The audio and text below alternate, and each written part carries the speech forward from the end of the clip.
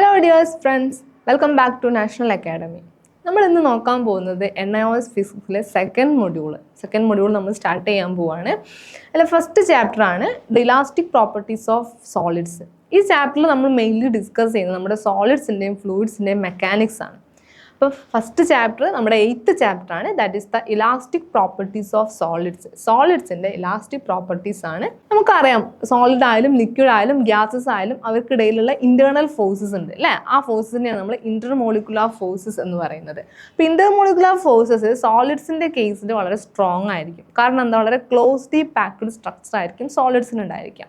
എന്നാൽ ലിക്വിഡ്സിൻ്റെ കേസിൽ ആ ഫോഴ്സ് ഒന്നും കൂടെ വീക്ക് ആയിരിക്കും. കാരണം കുറച്ചും കൂടെ ഡിസ്റ്റൻസിലായിട്ടായിരിക്കും അതിനകത്ത് പാർട്ടിക്കിൾ ലൊക്കേറ്റ് ചെയ്യുന്നത്. എന്നാൽ ഗ്യാസസിൻ്റെ കേസിൽ പാർട്ടിക്കിൾസ് വളരെ റാൻഡംലി അറേഞ്ച് ചെയ്ത് കിടക്കുകയാണ്. ദെർഫോർ അവിടെ ഇന്റർമോളിക്കുലാർ ഫോഴ്സസ് വളരെ വീക്ക് ആയിരിക്കും. അപ്പോൾ ഏറ്റവും കൂടുതൽ സ്ട്രോങ് ഇന്റർമോളിക്കുലാർ ഫോഴ്സസ് വരുന്നത് നമ്മുടെ സോളിഡ്സിലാണ്. ഇനി ഒരു സോളിഡ് നോക്കുകയാണെങ്കിൽ നമ്മളൊരു ഫോഴ്സ് അതിനകത്ത് അപ്ലൈ ചെയ്യുമ്പോൾ അതിൻ്റെ ഷേപ്പ് ചേഞ്ച് ആയി.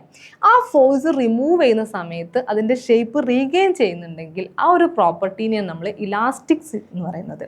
ഓക്കെ, അപ്പോൾ എന്താണ് ഇലാസ്റ്റിസിറ്റി എന്ന് പറഞ്ഞു കഴിഞ്ഞാൽ it is the property of a solid to regain its shape and size after removing the deforming force. ഒരു ഡിഫോമിങ് ഫോഴ്സ് റിമൂവ് ചെയ്ത് കഴിഞ്ഞാൽ അതിൻ്റെ ഷേപ്പ്, ഒറിജിനൽ ഷേപ്പ് റീഗെയിൻ ചെയ്യാൻ പറ്റുമെങ്കിൽ ആ ബോഡീനെ നമ്മൾ പെർഫെക്റ്റ്ലി ഇലാസ്റ്റിക് ബോഡി എന്നും, അങ്ങനെ റീഗെയിൻ ചെയ്യാൻ പറ്റുന്നില്ല എങ്കിൽ ആ ബോഡീസിനെ നമ്മൾ പെർഫെക്റ്റ്ലി പ്ലാസ്റ്റിക് ബോഡീസ് എന്നാണ് അറിയപ്പെടുന്നത്. ഇനി നമ്മൾ ഈ ഒരു ബോഡിയിൽ ആക്ട് ചെയ്യുന്ന ആ റീഫോമിംഗ് ഫോഴ്സ് അല്ലെങ്കിൽ ഡിഫോമിംഗ് ഫോഴ്സ്, ആ ഡിഫോമിംഗ് ഫോഴ്സ് പെർ യൂണിറ്റ് ഏരിയനെ നമ്മൾ സ്ട്രെസ് എന്ന് പറയുന്നത്.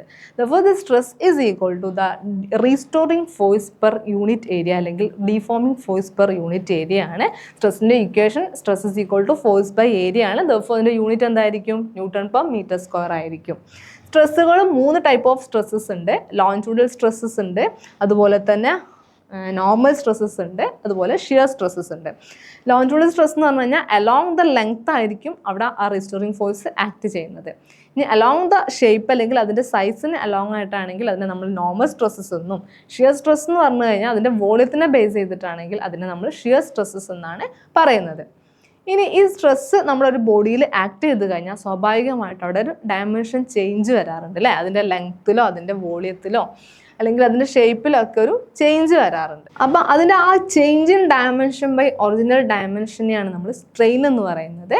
As definition, strain is the change in dimension per അതിൻ്റെ ഒറിജിനൽ ഡയമെൻഷൻ, അതായത് change in dimension of a body to the unit dimension അല്ലെങ്കിൽ ഒറിജിനൽ ഡയമെൻഷനെയാണ് നമ്മൾ സ്ട്രെയിൻ എന്ന് പറയുന്നത്. ഏത് ടൈപ്പ് ഓഫ് സ്ട്രെസ് ആണോ നമ്മൾ അപ്ലൈ ചെയ്യുന്നത് അതിനെ ബേസ് ചെയ്തിട്ട് സ്ട്രെയിന് 3 ടൈപ്പ് ഉണ്ട്. First one is the linear strain. Linear strain ആണെങ്കിൽ അവിടെ ലീനിയർ സ്ട്രെസ് ആയിരിക്കും അപ്ലൈ ചെയ്തിട്ടുണ്ടാവുക. അതുപോലെ തന്നെ വോളിയം സ്ട്രെയിൻ അല്ലെങ്കിൽ ബൾക്ക് സ്ട്രെയിൻ, അതവിടെ എന്താണ്, ഏത് ടൈപ്പ് ഓഫ് സ്ട്രെസ് ആണ്, നോർമൽ സ്ട്രെസ് ആയിരിക്കും അവിടെ അപ്ലൈ ചെയ്തിട്ടുണ്ടായിരിക്കുക. And last one is the shearing strain, അവിടെ അപ്ലൈ ചെയ്തേക്കുന്നത് ഷിയർ സ്ട്രെസ് ആയിരിക്കും. ഇനി ഈ ചാപ്റ്ററിലെ ഇമ്പോർട്ടൻ്റ് ആയിട്ടുള്ള ടോപ്പിക്കാണ് സ്ട്രെസ് സ്ട്രെയിൻ കർവ് എന്ന് പറയുന്നത്. ഒരു ഇലാസ്റ്റിക് ഒരു മെറ്റാലിക് വയറിൻ്റെ സ്ട്രെസ് സ്ട്രെയിൻ കർവ് ആണ് നമുക്ക് ഡിസ്കസ് ചെയ്യാനുള്ളത്. അതായത് ഒരു മെറ്റാലിക് വയറിൽ നമ്മളൊരു ഫോഴ്സ് അപ്ലൈ ചെയ്തു. ആ ഫോഴ്സ് അപ്ലൈ ചെയ്തിട്ട് അവിടെ ഉണ്ടാകുന്ന അപ്ലൈ ചെയ്ത ആ സ്ട്രെസ് അല്ലെങ്കിൽ ഫോഴ്സ് അഗെയിൻസ്റ്റ് സ്ട്രെയിൻ പ്ലോട്ട് ചെയ്ത ഗ്രാഫാണ് സ്ട്രെസ് സ്ട്രെയിൻ കർവ് എന്ന് പറയുന്നത്. ഇനീഷ്യലി അത് എന്ന് പറയുന്ന പോയിന്റിലായിരിക്കും. അവിടെ നമ്മൾ സ്ട്രെസ് അപ്ലൈ ചെയ്യും തോറും ആ ബോഡിയിൽ സ്ട്രെയിൻ വരാൻ തുടങ്ങും. ഓക്കെ, ആ ഒരു പോയിന്റ്, ഈ ഒരു എ എന്ന് പറയുന്ന പോയിന്റ് വരെ എന്തായിരിക്കും, ഒരു പെർഫെക്റ്റ്ലി ഇലാസ്റ്റിക് ബോഡി ആയിരിക്കും അല്ലേ. ആ സ്ട്രെസ് അപ്ലൈ ചെയ്യുന്നതിനനുസരിച്ച് അതെന്താവും, ഇലാസ്റ്റ് ആയിക്കൊണ്ടേയിരിക്കും അല്ലേ. അതിൻ്റെ ഷേപ്പ് ഇങ്ങനെ ചേഞ്ച് ചെയ്തുകൊണ്ടേയിരിക്കും. അത് ആ ഫോഴ്സ് റിമൂവ് ചെയ്യുമ്പോൾ വീണ്ടും ഒറിജിനൽ ഷേപ്പിലേക്ക് തന്നെ വരും. ആ ഒരു പോയിന്റ് എ എന്ന് പറയുന്ന പോയിന്റിലെത്തും. വീണ്ടും നമ്മൾ ആ സ്ട്രെസ് അവിടെ അപ്ലൈ ചെയ്യുന്ന സമയത്ത് വീണ്ടും അത് ആ ഇലാസ്റ്റിക് പ്രോപ്പർട്ടി തന്നെ കാണിക്കും. പക്ഷെ ബി എന്ന പോയിന്റ് വരെ അത് കാണിക്കുള്ളൂ. അത് കഴിഞ്ഞാൽ പിന്നെ അത് പ്ലാസ്റ്റിക് ബിഹേവിയർ കാണിക്കാൻ തുടങ്ങും. ആ ബി എന്ന് പറയുന്ന പോയിന്റിനെയാണ് നമ്മൾ ഇലാസ്റ്റിക് ലിമിറ്റ് എന്ന് പറയുന്നത്. ആ O to B എന്ന് പറയുന്ന പോയിന്റ് വരെ മാത്രമാണ് അതെന്ത് ചെയ്യുന്നത്, സ്ട്രെസ്സും സ്ട്രെയിനും എന്താണ് ഡയറക്റ്റ്ലി പ്രൊപ്പോർഷണൽ ആയിട്ട് പോകുന്നത്. അത് കഴിഞ്ഞാൽ പിന്നെ അത് ഇലാസ്റ്റിക് പ്രോപ്പർട്ടി എന്താവും, അതിന് നഷ്ടപ്പെടും. അത് സ്വാഭാവികമായിട്ടൊരു പ്ലാസ്റ്റിക് ബിഹേവിയർ കാണിക്കും.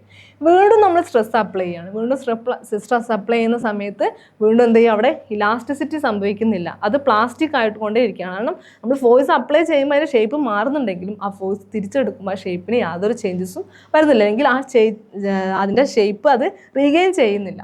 വീണ്ടും നമ്മൾ അപ്ലൈ ചെയ്യും. E എന്ന് പറയുന്നൊരു പോയിന്റ് കഴിഞ്ഞാൽ പിന്നെ അത് വീണ്ടും ഇലാസ്റ്റിക് പ്രോപ്പർട്ടി കാണിക്കാൻ തുടങ്ങും. ആ ഇലാസ്റ്റിക് പ്രോപ്പർട്ടി കാണിച്ച് അത് വലിയാൻ തുടങ്ങും. എഫ് എന്ന് പറഞ്ഞ പോയിന്റ് വരെ അത് വലിയും, എഫ് എന്ന് പറഞ്ഞ പോയിന്റിൽ എത്തുമ്പോൾ അത് ബ്രേക്ക് ചെയ്യും. ആ പോയിന്റിനെയാണ് നമ്മൾ ബ്രേക്കിംഗ് പോയിന്റ് എന്ന് പറയുന്നത്. അപ്പോൾ ഇതാണ് നമ്മുടെ ഒരു മെറ്റാലിക് വയറിൻ്റെ സ്ട്രെസ് സ്ട്രെയിൻ കർവ് എന്ന് പറയുന്നത്. ഇനി നമുക്ക് ഒരു ക്വസ്റ്റ്യൻ ചോദിക്കാം, സ്റ്റീലാണോ റബ്ബറാണോ കൂടുതൽ ഇലാസ്റ്റിക് ആയിട്ടുണ്ടാവുക? നമ്മൾ ആദ്യം പറയാൻ പോകുന്ന ആൻസർ റബ്ബർ ആയിരിക്കും അല്ലേ? പക്ഷേ ഫിസിക്സ് പറയുന്നത് സ്റ്റീലാണ് കൂടുതൽ ഇലാസ്റ്റിക് എന്നാണ്. കാരണം ഒരു ബോഡി കൂടുതൽ ഇലാസ്റ്റിക് ആണ്, അല്ലെങ്കിൽ അതിൻ്റെ ഇലാസ്റ്റിസിറ്റി എത്രയാണെന്ന് പറയുന്നത് നമ്മൾ അതിന് അപ്ലൈ ചെയ്യുന്നത്, അതായത് അതിനകത്ത് എന്തെങ്കിലും ഒരു ഡിഫോർമേഷൻ സംഭവിക്കാൻ വേണ്ടി നമ്മൾ അതിനകത്തേക്ക് അപ്ലൈ ചെയ്യുന്ന സ്ട്രെസ്സിൻ്റെ വാല്യൂ ബേസ് ചെയ്തിട്ടാണ് അത് കൂടുതൽ ഇലാസ്റ്റിക് ആണോ ഇലാസ്റ്റിക് അല്ലേ എന്ന് പറയുന്നത്. കൂടുതൽ സ്ട്രെസ് ആവശ്യമാണെങ്കിൽ അത് കൂടുതൽ ഇലാസ്റ്റിക് ആയിരിക്കും. കുറച്ച് സ്ട്രെസ് മതി അതിന് ഡിഫോർമേഷൻ സംഭവിക്കുകയാണെന്നുണ്ടെങ്കിൽ അതെന്തായിരിക്കും? ലെസ് ഇലാസ്റ്റിക് ആയിരിക്കും. ഇപ്പോൾ നമുക്കൊരു റബ്ബർ ആണോ അല്ലെങ്കിൽ ഒരു സ്റ്റീലാണോ നമുക്ക് അതിനെ ഡിഫോം ചെയ്യാൻ കൂടുതൽ സ്ട്രെസ് ആവശ്യം? സ്റ്റീലിനാണ് അല്ലേ? അതുകൊണ്ടാണ് സ്റ്റീലാണ് കൂടുതൽ റബ്ബറിനേക്കാളും ഇലാസ്റ്റിക് ആണെന്ന് പറയുന്നത്. Next topic is the Hooke's law. Hooke's law പറയുന്നത് within elastic limit the stress is directly proportional to strain. ആ ഒരു ഇലാസ്റ്റിക് ലിമിറ്റിൽ സ്ട്രെസ്സും സ്ട്രെയിനും ഡയറക്ട്ലി പ്രൊപ്പോർഷണൽ ആയിരിക്കും. That is stress by strain ഒരു കോൺസ്റ്റൻ്റ് ആയിരിക്കും. ആ കോൺസ്റ്റൻറ്റിനെയാണ് നമ്മൾ മോഡുലസ് ഓഫ് ഇലാസ്റ്റിസിറ്റി എന്ന് പറയുന്നത്.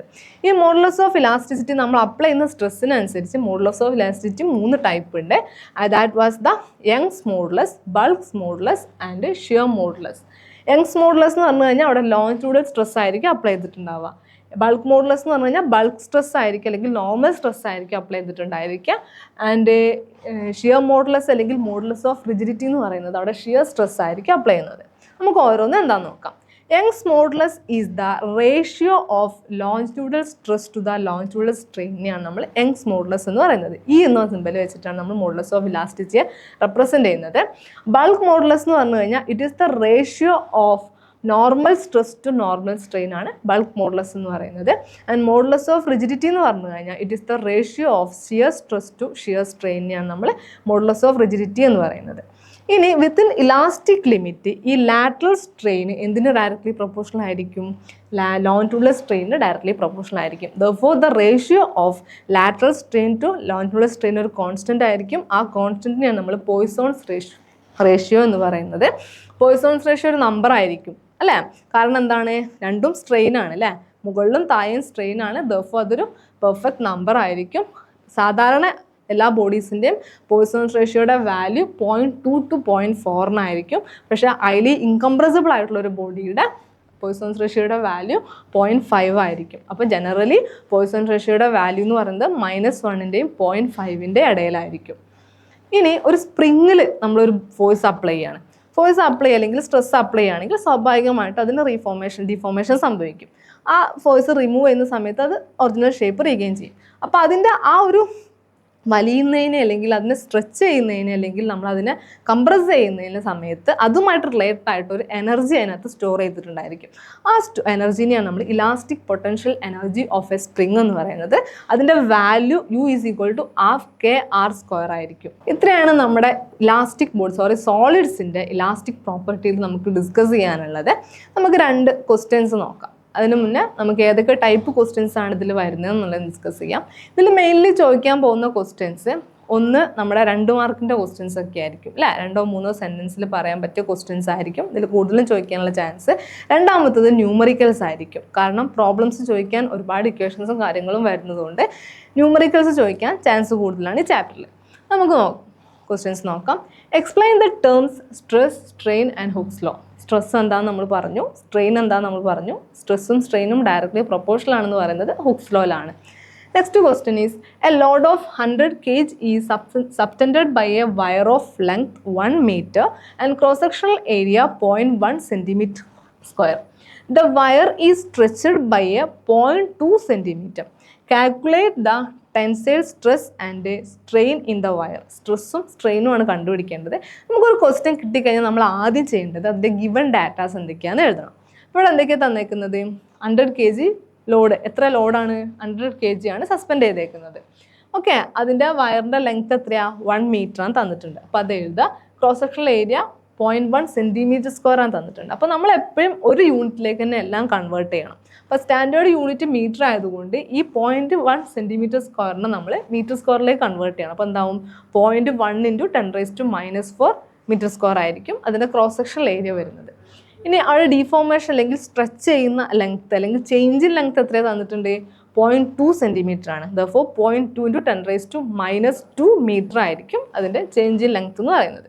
ഇനി നമുക്ക് കണ്ടുപിടിക്കേണ്ടത് എന്താണെന്ന് നോക്കാം. ഫസ്റ്റ് ടെൻസൈൽ സ്ട്രെസ് ആണ് പറഞ്ഞിട്ടുള്ളത്. ടെൻസൈൽ സ്ട്രെസ് എന്ന് പറഞ്ഞു കഴിഞ്ഞാൽ ദ ഫോഴ്സ് ബൈ ഏരിയ ആണ് അല്ലേ. ഇവിടെ ഫോഴ്സ് എന്താണ്? ആ ബോഡിയുടെ വെയിറ്റ് ആണ്, mg ആണ് അല്ലേ. എം തന്നിട്ടുണ്ട് 100 kg, ജിയുടെ വാല്യൂ 9.8 ആണ് തന്നിട്ടുണ്ട്. Divided by area cross section നമുക്കറിയാം 0.1 ഇൻറ്റു 10⁻⁴ ആണ്. അത് സോൾവ് ചെയ്യുന്നത് നമുക്ക് 9.8 ഇൻറ്റു 10⁷ Nm/m² എന്ന് കിട്ടും. Next one is the tensile strain ആണ് കണ്ടുപിടിക്കാൻ പറഞ്ഞത്. സ്ട്രെയിൻ എന്ന് പറഞ്ഞു കഴിഞ്ഞാൽ change in length by original length ആണ്. ചേഞ്ച് ഇൻ ലെങ്ത് നമുക്കറിയാം എന്താണ്? 0.2 ആണ്. 0.2 ഇൻറ്റു 10⁻² മീറ്റർ ആണ്. ഒറിജിനൽ ലെങ്ത് 1 മീറ്റർ ആണ്. അപ്പോൾ ആൻസർ എന്ത് കിട്ടും? 0.2 ഇൻറ്റു 10⁻² എന്ന് കിട്ടും. അപ്പം ഇങ്ങനെയാണ് ഇതിലെ ന്യൂമറിക്കൽസ് സോൾവ് ചെയ്യുന്നത്. ന്യൂമറിക്കൽസ് ചോദിക്കുന്ന സമയത്ത് നമ്മളെപ്പോഴും എന്ത് ചെയ്യുക? അതിനകത്തുള്ള ഗിവൺ ഡാറ്റാസ് എഴുതുക, കണ്ടുപിടിക്കേണ്ടത് എഴുതുക, സോൾവ് ചെയ്യുക. അതുപോലെ തന്നെ യൂണിറ്റുകളൊക്കെ ഒരു സ്റ്റാൻഡേർഡ് യൂണിറ്റിലേക്ക് ആദ്യം കൺവേർട്ട് ചെയ്യണം. എന്നിട്ട് വേണം നമ്മളത് സോൾവ് ചെയ്യാൻ വേണ്ടിയിട്ട്. ഇത്രയാണ് നമ്മുടെ ഈ ഒരു ചാപ്റ്ററിൽ നമുക്ക് ഡിസ്കസ് ചെയ്യാനുള്ള മെയിൻ ടോപ്പിക്സ് എന്ന് പറയുന്നത്. ഇത് വളരെ ഷോർട്ടായിട്ടാണ് നമ്മൾ കാര്യങ്ങളൊക്കെ പറഞ്ഞു പോയിട്ടുള്ളത്. ഡീറ്റെയിൽ ആയിട്ടുള്ള വീഡിയോസ് നമ്മുടെ നാഷണൽ അക്കാഡമിയുടെ ആപ്പിൽ അവൈലബിൾ ആണ്. അപ്പോൾ താഴെ കാണുന്ന നമ്പറിൽ കോൺടാക്റ്റ് ചെയ്തിട്ട് എന്ത് ചെയ്യുക? ആ ക്ലാസ്സുകളൊക്കെ അറ്റൻഡ് ചെയ്യുക. നെക്സ്റ്റ് ചാപ്റ്റർ നമുക്ക് നെക്സ്റ്റ് ക്ലാസ്സിൽ നോക്കാം. Bye bye.